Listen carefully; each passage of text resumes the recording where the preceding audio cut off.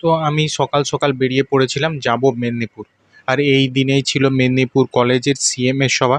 তো কী ভাবছো, আমি সিএমকে দেখতে গেছিলাম? না না, আমি গেছিলাম বিদ্যাসাগর ইউনিভার্সিটির।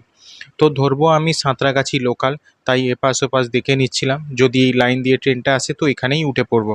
তো এপাশ ওপাশ দেখেই আস্তেভাবে ব্রিজের তলা দিয়ে রেল লাইনে ক্রস করলাম। তারপর বাজার পার করে টিকিট কেটে স্টেশনে যেতেই দেখি সাঁতরাগাছি লোকাল দাঁড়িয়ে আছে। তাই ফ্লাইওভার দিয়ে স্টেশনে পৌঁছালাম। ট্রেনটা ভালো করে মুখ দর্শন করে একটু হেলে দুলে উঠে পড়লাম ফাঁকা ট্রেনে। ট্রেন ফাঁকা, আগে থেকে এসে দাঁড়িয়ে থাকলে এমনি ফাঁকা থাকে, তার সঙ্গে প্রচণ্ড গরম। ট্রেনের টাইম হয়নি, তাই ভেতরের ফ্যানগুলো এখনও চালু করেনি। তাই ট্রেনের ভেতরের বাইরে একটু উঁকিঝুঁকি মারলাম। তার কিছুক্ষণ পর ট্রেন ছেড়ে দিল।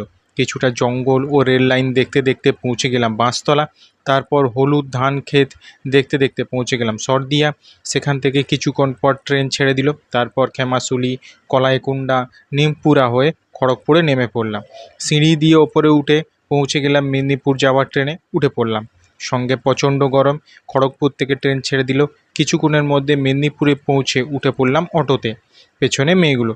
তারপর ইউনিভার্সিটির ভেতরে ক্যান্টিনে গিয়ে একটু চিল হয়ে নিলাম।